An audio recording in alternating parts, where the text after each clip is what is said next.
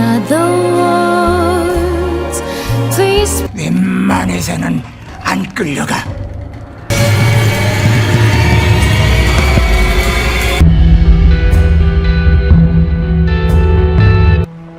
This game is over. Hai guys, kembali lagi di channel Uka Family. Makasih ya yang udah klik video aku. Semoga kalian diberikan kesehatan dan rezeki yang berlimpah. Di video kali ini aku akan membawakan alur drama berjudul Squid Game. Tanpa berlama-lama, langsung saja ke alur filmnya.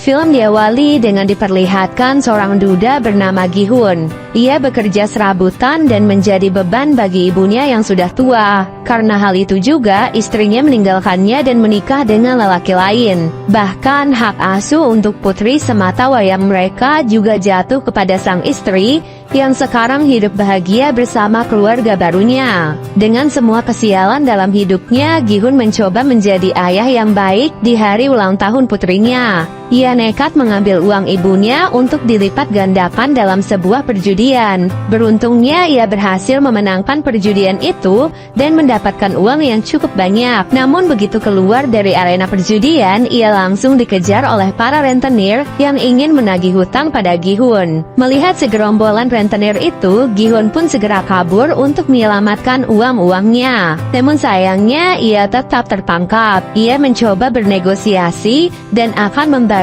separuh hutangnya dengan hasil kemenangannya hari ini. Namun saat ia memeriksa uangnya, ternyata semua uangnya telah hilang. Jadi saat proses pengejaran sebelumnya, ia sempat menabrak seorang gadis yang ternyata gadis itu telah mencuri semua uangnya. Nah, karena tak bisa membayar hutang, rentenir itu pun memaksa Gi-hun untuk menandatangani sebuah kontrak yang berisi bahwa jika Gi-hun tak bisa membayar hutangnya dalam waktu dekat, maka organ-organ tubuhnya akan diambil dan dijual oleh si rentenir. Semua kesialan hidupnya membuat ia frustasi, karena di hari ulang tahun putrinya, ia tak bisa membelikan makanan yang enak serta hadiah yang indah. Ia merasa telah gagal menjadi ayah yang baik untuk putrinya. Kini dalam hidupnya yang tersisa hanyalah kemalangan, serta hutang yang tak akan sanggup ia bayar. Di tengah keputusasaannya itu, Gi-hun pun mendapatkan secerca harapan. Saat itu, seorang pemuda memberikannya sebuah tiket masuk ke dalam sebuah permainan. Pemuda itu berkata bahwa jika Gi-hun berhasil menyelesaikan permainan di sana,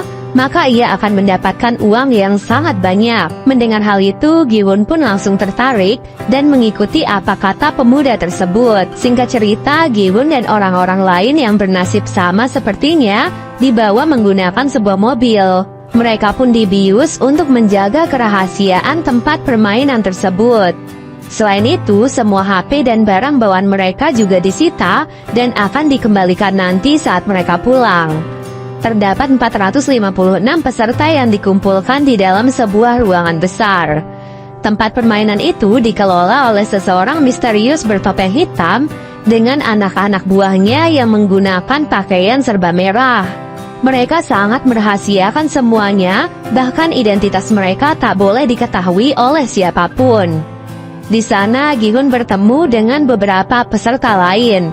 Di antaranya adalah Sang Woo, teman masa kecil Gi-hun, Il-nam, kakek-kakek yang penyakitan, seorang pekerja asing bernama Ali, seorang gangster bernama Dok-soo, seorang wanita bernama Mir-yong, dan gadis asal Korea Utara bernama Se-byok. Nah, Se-byok adalah gadis yang sebelumnya mencuri semua uang Gi-hun. Jadi saat melihatnya, Gi-hun pun menjadi sangat marah. Namun belum sempat membalaskan dendamnya, para panitia pun datang ke ruangan mereka. Kemudian panitia menjelaskan bahwa selama di sana, mereka akan memainkan 6 permainan. Adapun beberapa aturan yang harus disetujui oleh para pemain sebelum memulai permainan, di mana pemain tidak boleh berhenti di tengah permainan, lalu pemain yang menolak bermain akan langsung dieliminasi, dan yang terakhir, permainan akan dihentikan jika mayoritas dari peserta menyetujuinya. Setelah menyetujui semua persyaratan itu, para peserta pun diarahkan ke ruangan berbeda untuk memulai permainan yang pertama. Permainan pertama yang akan mereka mainkan adalah lampu merah, lampu hijau. Terdapat sebuah robot raksasa di ujung ruangan yang akan bertugas sebagai penjaga.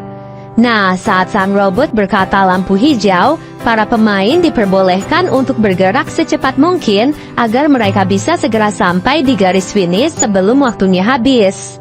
Namun, saat robot itu berkata lampu merah, maka para pemain tidak boleh bergerak sama sekali. Karena jika ketahuan oleh si robot, maka mereka akan langsung dieliminasi. Terdengar cukup simpel ya, namun kenyataan yang sebenarnya jauh lebih mengerikan. Bagaimana tidak, maksud dieliminasi dari permainan bukan hanya sekadar dikeluarkan, tapi ditembak hingga tewas. Peluru datang dari berbagai sudut. Semuanya telah diatur agar langsung menembak siapapun yang bergerak selama lampu merah. Karena hal itu, para peserta pun terkejut dan mulai berhamburan di arena permainan. Sayangnya tindakan itu bukannya membantu mereka, melainkan membuat mereka semua mati sia-sia. Gi-hun dan beberapa pemain yang masih tersisa terpaksa harus terus menyelesaikan permainan meskipun mereka harus melihat ratusan mayat yang tergeletak tak terurus di sekitar mereka. Mereka harus tetap berkonsentrasi agar bisa segera sampai di garis finish dengan aman dan tidak kehabisan waktu. Mereka yang sudah melewati garis finish sebelum waktu habis akan dinyatakan lolos dari permainan pertama dan berhak melaju ke permainan selanjutnya. Gi-hun yang sebelumnya tertinggal mencoba untuk berlari sekencang mungkin di detik-detik terakhirnya. Namun sayangnya ia malah terpeleset dan hampir jatuh. Beruntungnya Ali yang berada di belakang Gi-hun berhasil menarik bajunya sehingga ia bisa bertahan dan akhirnya lolos dari permainan pertama. Sedangkan mereka yang masih tersisa karena kehabisan waktu langsung dinyatakan kalah dan ditembaki satu persatu. Setelah menyelesaikan permainan pertama, para peserta pun kembali dikumpulkan di kamar mereka. Dari 456 peserta, kini hanya tersisa 201 peserta saja. Para peserta yang masih tersisa sangat ketakutan karena apa yang terjadi di permainan pertama. Alhasil, mereka pun sepakat untuk menyudahi semua itu dengan melakukan voting. Sebelum melakukan voting, panitia mengingatkan kepada mereka bahwa kini hadiah yang terkumpul sudah mencapai lebih dari 25 miliar. Hal itu diakumulasikan dengan jumlah para peserta yang telah gugur. Dan jika mereka memilih untuk berhenti dari permainan ini, maka mereka akan dipulangkan tanpa membawa uang sepeser pun. Hal itu tentu membuat mereka semua menjadi goyah. Namun pada akhirnya dengan selisih 1 suara saja, mereka pun sepakat untuk menyudahi permainan tersebut. Setelah kesepakatan itu, para peserta pun akhirnya dipulangkan kembali ke daerah mereka masing-masing. Keesokan harinya, Gi-hun memutuskan untuk pergi ke kantor polisi dan melaporkan sindikat permainan yang kejam sebelumnya. Ia pun menceritakan semua kejadiannya sejak awal mereka dibawa sampai kembali dipulangkan. Polisi yang mendengar semua ceritanya hanya bisa tertawa.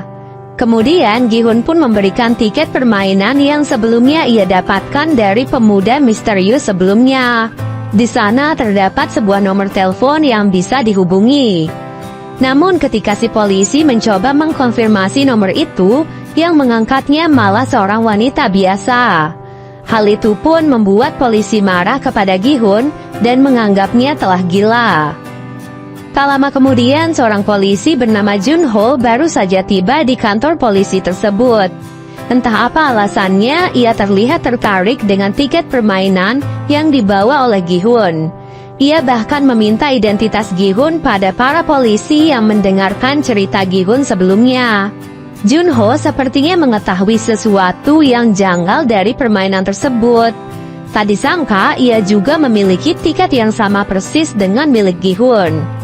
Tiket itu diketahui milik kakaknya yang sudah lama menghilang. Junho pun merasa bahwa kakaknya pasti ada di tempat permainan tersebut. Di tempat lainnya, Gi-hun yang pulang ke rumahnya merasa kebingungan mencari ibunya. Ternyata ibu Gi-hun saat ini dirawat di rumah sakit karena menderita penyakit diabetes akut. Bahkan dokter menyarankan kepadanya untuk segera melakukan operasi. Namun sang ibu justru memilih untuk pulang karena tak sanggup membayar biaya pengobatan di rumah sakit. Hal itu pun membuat Gi-hun sedih dan kecewa pada dirinya sendiri. Ia bahkan nekat meminjam uang pada mantan istrinya demi bisa membayar biaya pengobatan ibunya. Namun yang ia dapatkan malah hinaan dari suami baru mantan istrinya, yang juga bahkan melarangnya untuk mendekati putri kandungnya sendiri. Hal itu pun tentu membuat Gi-hun marah dan langsung menghajar lelaki tersebut. Kini Gi-hun pun sadar bahwa apa yang dikatakan panitia permainan itu benar adanya. Dunia luar jauh lebih kejam dari apa yang terjadi di dalam sana. Mereka akan tetap dikejar hutang dan mati di tangan rentenir. Semua kenyataan pahit dunia pun membuat Gi-hun dan yang lainnya tertarik untuk masuk lagi ke dalam arena permainan. Pada malam harinya mereka semua pun berkumpul dan dijemput seperti saat pertama kali ikut serta. Namun kini yang berbeda adalah mereka bisa lebih mempersiapkan diri karena sudah tahu apa yang akan terjadi di dalamnya. Dari arah lain, Junho ternyata juga ikut menyusup ke dalam mobil. Kali ini ia bertekad untuk bisa masuk ke dalam arena permainan agar bisa menemukan kakaknya yang hilang. Ia pun menghajar seorang panitia dan mengambil kostumnya agar ia bisa menyamar tanpa diketahui oleh siapapun. Seperti biasanya, para peserta pun kembali dikumpulkan dalam sebuah ruangan besar. Namun tak diduga ada beberapa dari mereka kali ini datang dengan persiapan, yaitu membawa sebuah senjata atau barang-barang kecil yang mereka perlukan. Dari 201 peserta awal, kini tersisa 187 orang yang memutuskan untuk ikut serta kembali. Yang berarti hadiahnya juga semakin bertambah. Di waktu yang sama, Junho yang kebingungan juga kini harus menyamar menjadi panitia di dalam aula permainan tersebut. Pada malam harinya, Sebyok yang membawa pisau kecil pergi ke toilet dan mencoba menyusup lewat ventilasi. Dengan bantuan Miryong, ia pun berhasil masuk ke dalam ventilasi dan melihat apa yang terjadi di ruangan lainnya. Di sana ia melihat bahwa para panitia sedang membuat gulali berskala besar. Namun ia tak tahu apa yang akan dilakukan dengan semua gula tersebut. Keesokan harinya para peserta pun bersiap dan dikumpulkan untuk memainkan permainan yang kedua. Sebelum memulai permainan, Sang Woo bertanya kepada Sebyok tentang apa yang ia lihat kemarin malam. Ia pun berkata bahwa permainan kali ini pasti merupakan permainan masa kecilnya. Sedangkan Sebyok yang berasal dari Korea Utara pasti akan kesulitan. Oleh sebab itu, Sebyok pun memberitahunya bahwa ia melihat para panitia membuat gulali. Setelah mendengar hal itu, Sang Woo pun langsung teringat akan permainan masa kecilnya, di mana terdapat lelehan gula yang diberikan dalam bentuk yang berbeda-beda. Tugas mereka adalah mengikis gula tersebut sesuai dengan bentuknya. Itulah mengapa ia sengaja mengambil bentuk segitiga, karena merupakan bentuk yang paling mudah. Namun anehnya, Sang Woo tidak memberitahu teman-teman terdekatnya tentang hal itu, dan malah membiarkan mereka memilih bentuk-bentuk yang sulit. Seperti contohnya Gi-hun mengambil bentuk payung, dan kakek Ilna mengambil bentuk bintang. Peserta memiliki waktu 10 menit untuk menyelesaikan permainan kali ini.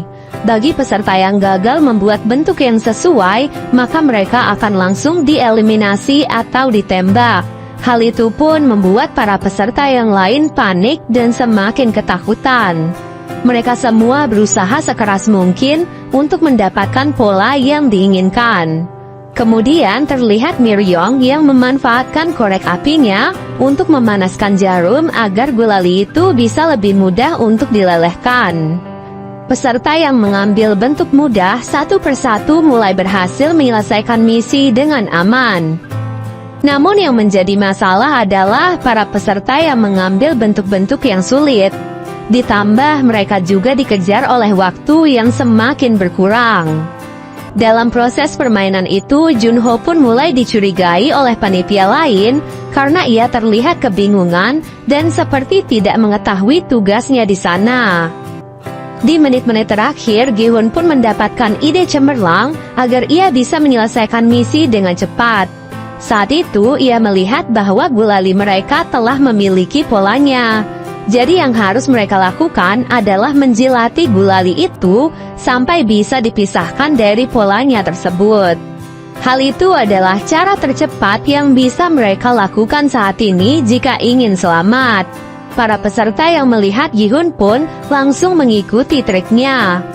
Tadi sangka hal itu pun sangat membantu mereka, sehingga beberapa peserta termasuk Gi-hun dan kakek Ilnam berhasil menyelesaikan misi dengan aman.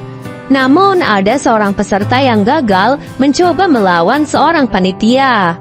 Oleh sebab itu, panitia yang lain pun langsung menembak peserta yang lain agar mereka tidak memiliki kesempatan untuk melawan. Peserta itu pun menodongkan pistol ke arah panitia tersebut dan memintanya untuk melepaskan topeng. Namun begitu ia melepaskan topengnya, ia pun langsung ditembak oleh penyelenggara permainan.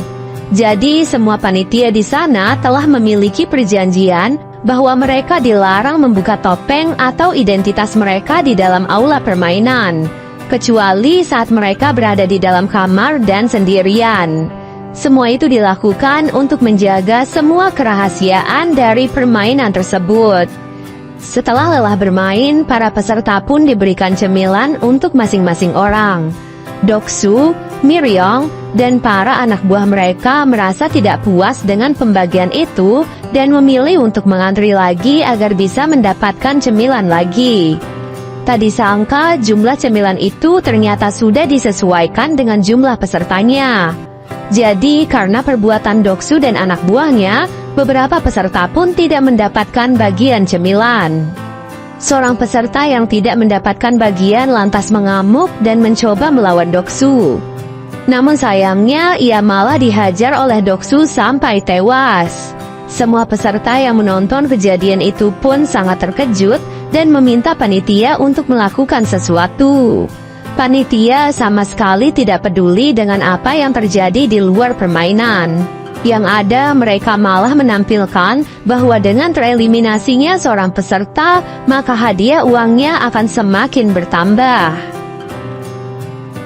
Tadi sangka hal itu pun membuat Doksu dan para anak buahnya menjadi berpikir untuk membunuh peserta lain agar saingan mereka menjadi berkurang.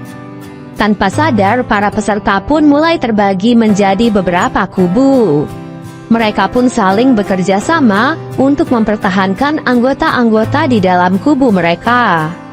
Di waktu yang sama, terlihatlah seorang peserta yang sedang melakukan sesuatu dengan beberapa panitia secara rahasia. Rupanya peserta itu adalah seorang dokter, dan beberapa panitia di sana melakukan suatu kejahatan yang tidak diketahui oleh sang penyelenggara. Jadi, para panitia itu melakukan jual beli organ para peserta yang sudah mati, dan si dokter ditugaskan untuk mengambil organ-organ mereka. Dengan imbalan ia akan diberikan informasi tentang permainan selanjutnya yang akan mereka mainkan. Dengan mendapatkan informasi tersebut, si dokter bisa mempersiapkan dirinya terlebih dahulu sebelum permainan itu dimulai. Pada malam harinya, seperti biasanya, lampu ruangan mereka akan dimatikan agar mereka bisa beristirahat. Namun kesempatan itu malah digunakan oleh Doksu dan anak buahnya untuk membunuh para peserta di dalam kegelapan. Malam mengerikan itu dipenuhi dengan teriakan kesakitan dan darah di mana-mana. Ditambah lagi dengan keadaan yang gelap gulita, mereka pun menjadi kesulitan untuk menyelamatkan diri. Gi-hun, Sang-woo, dan Ali pun langsung bergerak untuk menyelamatkan kakek Ilnam. Namun mereka tak bisa menemukan kakek Ilnam di kasurnya. Ternyata kakek Ilnam sudah lebih dulu menyelamatkan diri dengan pergi ke tempat yang paling atas. Dari posisinya itu, ia berteriak meminta para peserta untuk berhenti saling membunuh satu sama lain. Di saat itulah para panitia pun datang dan mengamankan situasi. Ruangan itu terlihat sangat berantakan dengan mayat yang berserakan. Mayat-mayat itu kemudian dibersihkan dan dipindahkan oleh panitia tersebut.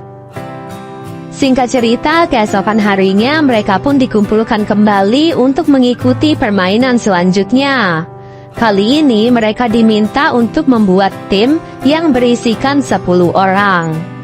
Si dokter yang sudah mengetahui permainan pun sengaja memilih Doksu dan anak buahnya sebagai timnya karena permainan yang akan mereka mainkan adalah tarik tambang. Sementara Gi-hun dan peserta lain yang tidak tahu apapun memilih teman-teman terdekat mereka dengan random. Bahkan tim Gi-hun dipenuhi oleh 3 wanita dan 1 kakek-kakek. Alhasil, tim itu pun menjadi sasaran empuk bagi tim lainnya. Tarik tambang yang akan mereka mainkan bukanlah tarik tambang biasanya. Mereka akan bertanding di atas ketinggian, sehingga salah satu tim yang kalah pastinya akan jatuh dan tewas. Singkat cerita, tibalah saat tim Gi-hun akan melawan tim lain yang terlihat lebih kuat. Sejak awal, Sang Woo merasa sudah putus asa melihat semua anggota-anggota di timnya. Namun tepat sebelum permainan dimulai, kakek Il-nam pun membagikan tips dan trik yang dahulu biasa ia pakai saat bermain tarik tambang. Kini yang mereka perlukan hanyalah kerjasama tim dan saling percaya. Pada awalnya trik kakek Il-nam pun berhasil mereka lakukan, namun sayangnya karena pihak lawan sangatlah kuat, mereka pun tetap saja tak bisa mengalahkannya. Sampai di detik-detik terakhir, Sang Woo pun memimpin para anggota tim untuk melakukan langkah berani. Ia menyuruh mereka semua untuk maju 3 langkah. Hal itu dilakukan agar tim lawan otomatis terjatuh. Meskipun pada awalnya mereka sempat ragu, namun pada akhirnya berkat hal itu mereka pun dapat membalikan keadaan dan akhirnya dapat memenangkan permainan tersebut. Di akhir permainan, dari 80 peserta, kini tersisalah 40 peserta yang masih bertahan.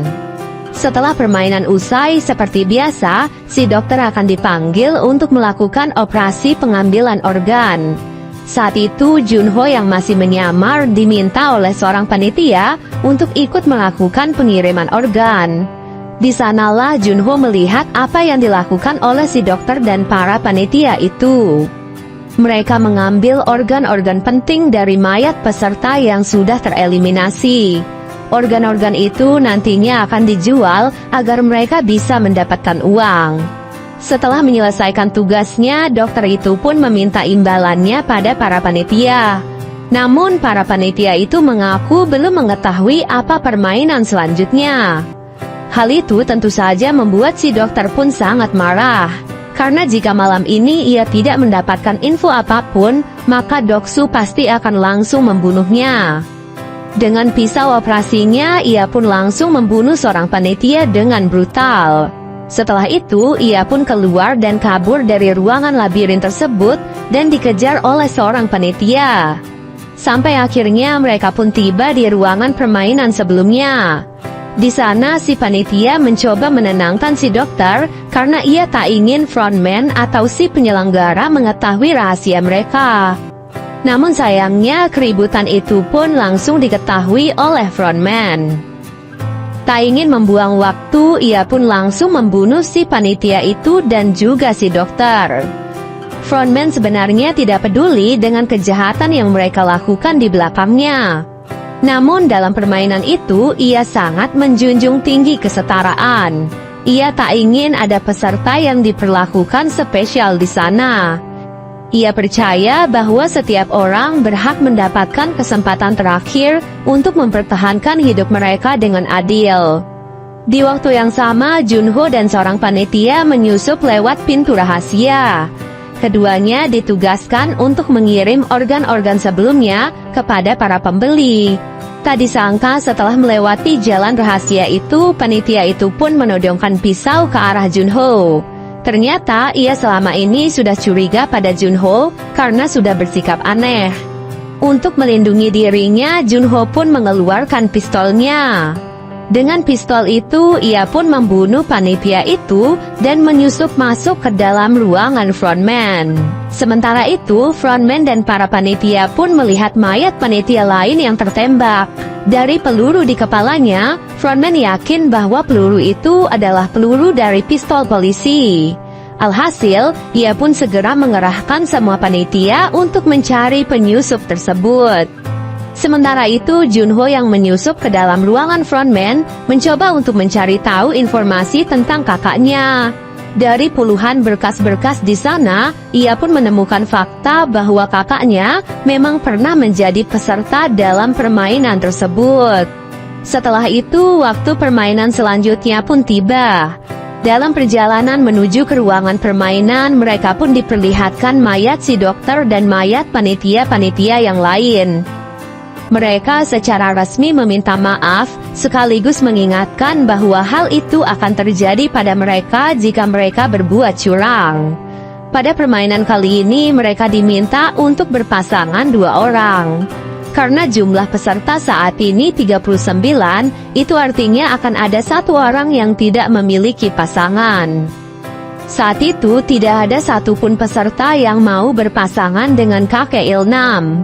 Mereka takut jika di permainan kali ini akan membutuhkan kekuatan. Karena merasa kasihan, Gihun pun memutuskan untuk berpasangan dengan kakek Ilnam. Pada akhir pemilihan pasangan, tersisalah Miryong yang tidak mendapatkan pasangan. Karena hal itu, ia pun dibawa oleh para panitia ke ruangan lainnya. Di ruangan permainan, masing-masing peserta diberikan 1 kantong yang berisi 10 kelereng. Dalam waktu 30 menit, peserta yang mendapatkan 20 kelereng di akhir permainan akan dinyatakan menang. Itu artinya mereka harus bersaing melawan pasangan mereka sendiri. Gihun yang berpasangan dengan kakek Ilnam berusaha menyadarkannya karena saat itu penyakit kakek Ilnam sedang kambuh. Sehingga ia pun tidak peduli dengan permainan dan berkeliling di sekitar arena. Hal itu tentu membuat Gihun panik dan terpaksa membentak kakek Ilnam. Dengan begitu, kakek Ilnam pun sadar dan mau bermain dengannya. Mereka memutuskan untuk bermain tebak-tebakan. Mereka hanya perlu menebak jumlah kelereng di tangan lawan, apakah ganjil atau genap. Tak disangka kakek Ilnam ternyata berkali-kali menebak benar yang membuatnya menang banyak. Hal itu pun membuat Gihun semakin panik. Sementara Sanggu yang berpasangan dengan Ali memutuskan untuk bermain secara adil. Dalam permainan itu, Ali pun menang dan mendapatkan kelereng yang cukup banyak. Ali merasa bersalah dan tidak tega pada Sanggu. Namun mau tidak mau, salah satu dari mereka pasti akan mati. Sanggu yang sudah kalah memutuskan untuk memanfaatkan kepolosan Ali dan menipunya. Ia mengambil semua kelereng Ali dan menukarnya dengan batu. Dengan begitu, ia pun berhasil lolos dari permainan kali ini. Di sisi lain, Sebyok yang berpasangan dengan seorang wanita bernama Jiyoung memilih untuk menghabiskan 30 menit mereka untuk mengobrol. Dari sana, Jiyoung pun menyadari bahwa Sebyok lebih pantas untuk selamat daripada dirinya. Mengingat Jiyoung selama ini hidup sebatang kara dan tidak ada satupun orang yang akan menunggunya bebas. Oleh sebab itulah, ia pun memutuskan untuk mengalah dan membiarkan Sebyok lolos dari permainan itu. Kembali kepada kakek Ilnam dan Gihun. Saat itu kelereng Gihun hanya tersisa 1. Itu artinya tinggal 1 langkah saja kakek Ilnam akan berhasil menang dalam permainan kali ini. Tak disangka Gihun salah menebak pada kesempatan terakhirnya. Namun karena penyakitnya, kakek Ilnam pun lupa apa tebakan dari Gihun. Karena hal itu, Gihun pun mengganti tebakannya sehingga ia pun berhasil menang. Hal itu terus dilakukan oleh Gihun agar bisa membalikan keadaan. Sampai akhirnya kelereng kakek Ilnam pun hanya tersisa 1. Saat itu kakek Ilnam pun menyarankan agar mereka bermain 1 ronde lagi, namun harus mempertaruhkan semuanya. Gihun yang mendengar hal itu merasa tidak adil. karena ia memiliki 19 kelereng, sementara kakek Ilnam hanya memiliki 1 kelereng. Mendengar hal itu, kakek Ilnam pun berkata bahwa selama permainan tadi, ia tahu bahwa dirinya telah dibodohi oleh Gi-hun. Namun, ia sengaja membiarkan Gi-hun melakukan hal itu. Gi-hun yang mendengar hal itu pun merasa sedih dan bersalah. Kakek Ilnam pun meraih tangan Gi-hun dan memberikan 1 kelereng terakhirnya pada Gi-hun. Kemudian kakek Ilnam pun berterima kasih kepada Gi-hun yang sudah merawatnya selama ia berada di sana. Dan berkat Gi-hun juga kakek Ilnam merasa bahagia di sisa-sisa terakhir hidupnya. Tepat setelah mengatakan hal itu, waktu pun habis. Kakek Ilnam, Ali, dan yang lainnya pun dinyatakan tereliminasi dan ditembak hingga tewas. Para peserta yang kembali ke base camp sangat terkejut karena ternyata Miryong tidak dieliminasi dan masih selamat. Di sisi lain, frontman juga masih khawatir karena belum bisa menemukan penyusup di dalam arena permainan. Padahal sebentar lagi para investor VIP akan datang berkunjung. Oleh sebab itu, ia tetap meminta para panitia untuk selalu waspada dan terus mencari si penyusup tersebut. Keesokan harinya, para tamu VIP pun tiba dan disambut langsung oleh frontman. Sama seperti frontman dan yang lainnya, para tamu VIP juga menggunakan topeng untuk menyembunyikan identitas mereka. Saat itu, frontman mewakili tuan rumah untuk menyambut dan melayani para tamu VIP karena tuan rumah masih memiliki urusan yang lain. Para VIP inilah yang menginvestasikan uang mereka sebagai taruhan dalam permainan-permainan sebelumnya. Sekarang mereka berkunjung untuk menyaksikan secara langsung para pemain di sana. Setelah itu, Junho yang masih bersembunyi memutuskan untuk merampas kostum lainnya agar ia bisa lebih dekat dengan tamu VIP, sekaligus mengambil beberapa video sebagai bukti. Tak lama kemudian, permainan kelima pun siap dimainkan. Sebelum memulai permainan, para peserta pun diminta untuk memilih rompi yang bertuliskan nomor 1 sampai 16. Pemilihan rompi itu akan menentukan nasib mereka pada permainan kali ini. Para peserta yang ketakutan segera mengambil nomor-nomor tengah karena merasa nomor itu pasti aman. Sampai saat giliran Gi-hun, nomor yang tersisa adalah nomor 1 dan 16. Awalnya Gi-hun ingin mengambil nomor 1, namun peserta lain memohon kepadanya karena ia terlalu takut untuk menjadi peserta terakhir. Alhasil, Gi-hun pun mengalah dan membiarkan peserta itu untuk mengambil nomor pertama. Setelah pemilihan nomor, mereka pun dihadapkan pada sebuah jembatan kaca. Dalam waktu 15 menit, setiap pemain harus melewati jembatan kaca itu sesuai dengan urutan mereka. Nah, jembatan kaca itu terbuat dari 2 jenis kaca yang berbeda. Itu artinya jika salah melangkah, maka mereka akan langsung jatuh dan tewas. Menjadi pemain awal adalah tugas yang paling berat, karena jika mereka salah melangkah, maka pemain di belakang mereka bisa aman karena memilih kaca yang benar. Namun menjadi pemain terakhir juga tidak mudah, karena ia harus berpacu dengan waktu yang terus berjalan. Singkat cerita, permainan kelima pun dimulai.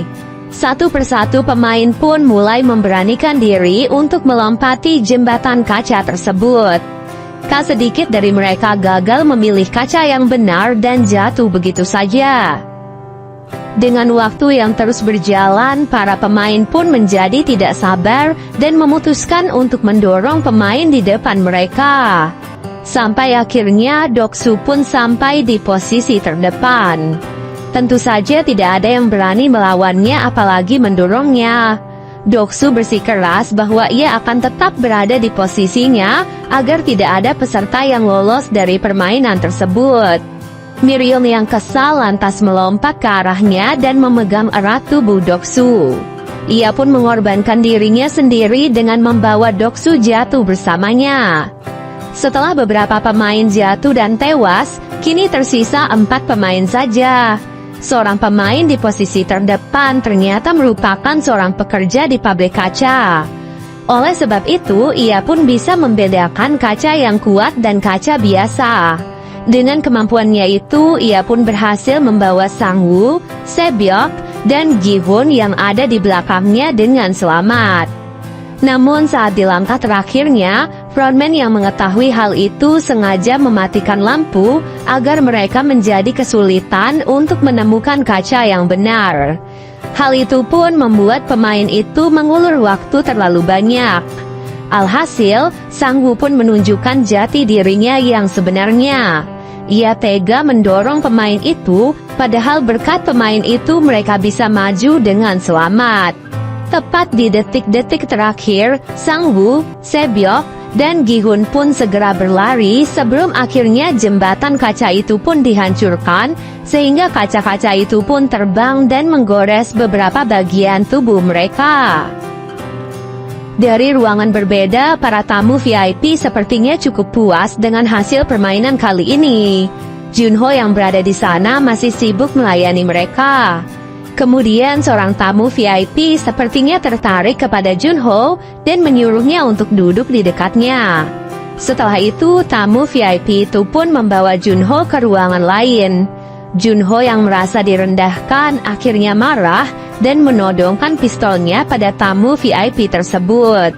Junho kemudian meminta tamu VIP itu untuk memberikan informasi apapun tentang tempat permainan itu. Nah, hal itu kemudian direkam oleh Junho untuk dijadikan bukti. Setelah mendapatkan rekamannya, Junho pun menghajar tamu itu hingga pingsan dan kabur dari arena permainan itu dengan alat selam yang ada di sana. Ia pun mengerahkan beberapa anak buahnya untuk ikut mencari Junho. Tak lama kemudian, Junho pun sampai di pulau seberang. Ia ingin menghubungi ketua polisi untuk meminta bantuan, sekaligus mengirimkan bukti-bukti yang ada di handphonenya. Namun karena di sana tak bisa mendapatkan sinyal, ia pun memutuskan untuk mendaki ke tempat yang lebih tinggi. Tak lama kemudian, frontman dan anak buahnya juga sampai di sana. Mereka segera menyusuri pulau itu untuk menangkap Junho.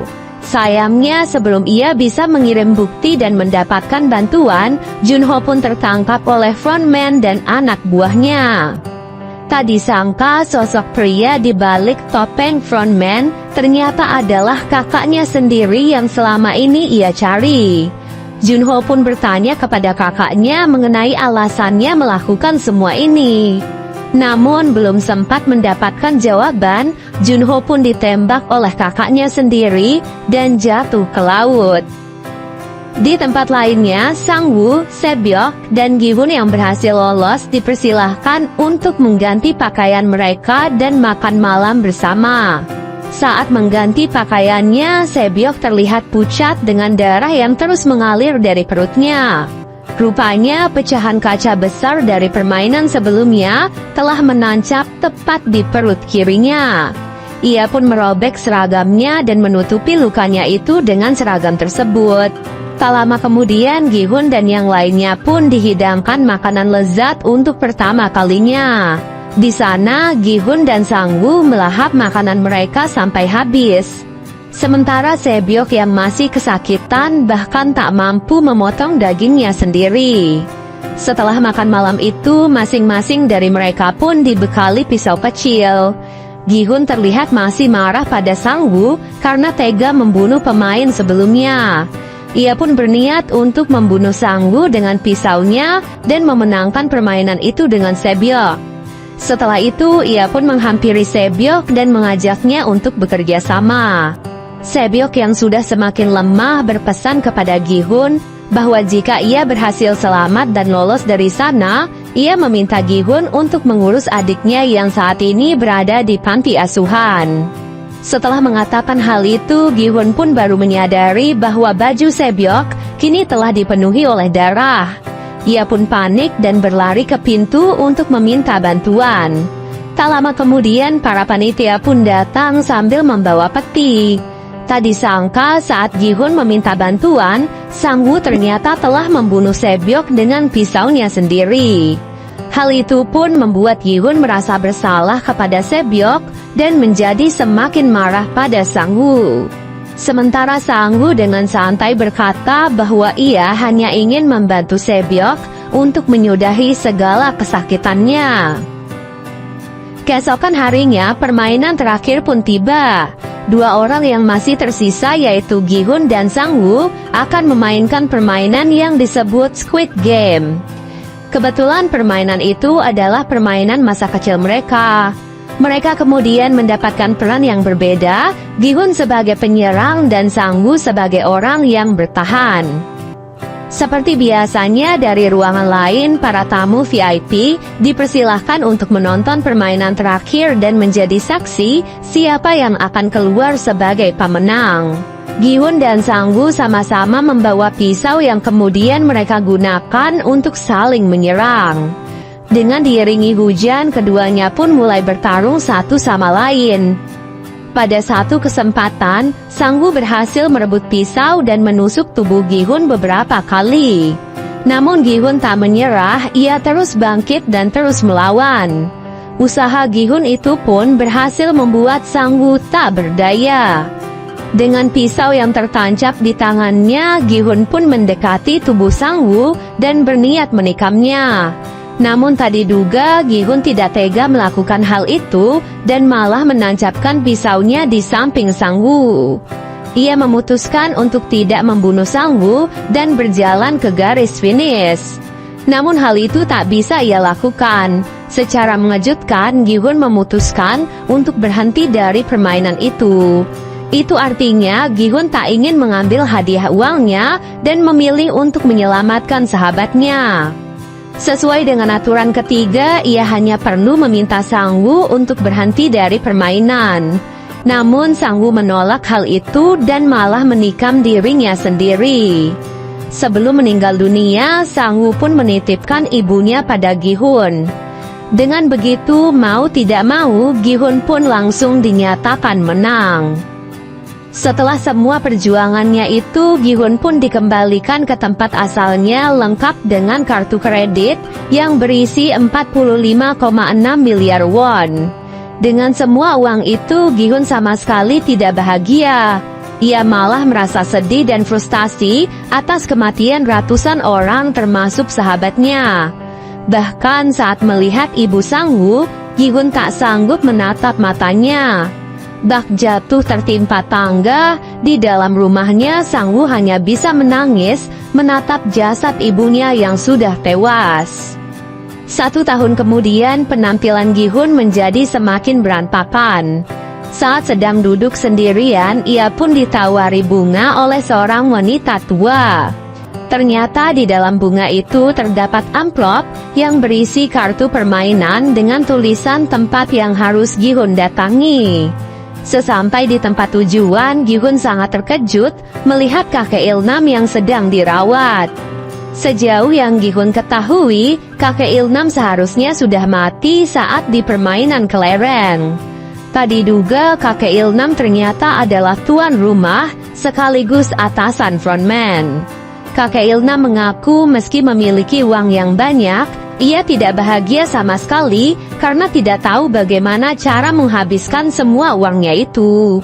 Dengan kondisi tumor di otaknya serta hidupnya yang diprediksi sudah tidak lama lagi, ia pun memikirkan cara untuk bersenang-senang.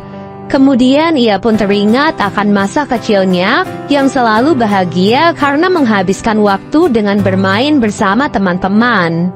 Oleh sebab itulah ia dan orang-orang kaya lainnya menciptakan arena permainan itu agar ia bisa menikmati kebahagiaan dengan ikut berpartisipasi sebelum ia meninggal dunia. Mendengar hal itu, Gi-hun pun menjadi sangat marah. Bagaimana tidak, mereka rela mengorbankan ratusan nyawa hanya untuk bersenang-senang. Namun kakek Il-nam pun menegaskan bahwa sejak awal ia tak pernah memaksa siapapun untuk ikut ke dalam permainan itu. Ia dengan tulus berterima kasih kepada Gi-hun yang sudah memberikan kebahagiaan dengan menjadi teman bermainnya selama di sisa-sisa akhir hidupnya. Setelah mengatakan hal itu, kakek Il-nam pun meninggal dunia. Keesokan harinya, Gi-hun pun memulai kehidupan barunya dengan damai. Ia pun menjemput adik Sebyok di panti asuhan dan menitipkan anak itu pada ibu Sang-woo. Tak lupa ia juga meninggalkan 1 koper uang untuk mereka sebagai pelunasan janjinya pada Sebyok dan Sang-woo. Film diakhiri dengan diperlihatkan Gi-hun yang akan pergi menyusul putrinya ke Amerika. Sebelum pergi, ia melihat seorang pria misterius yang sedang bersama korban permainan selanjutnya. Setelah itu, Gi-hun pun merebut kartu tersebut dan menelpon frontman. Di sana ia berjanji kepada frontman bahwa ia akan membalas semua perbuatan busuk mereka bagaimanapun caranya. For all I worship and adore, not the one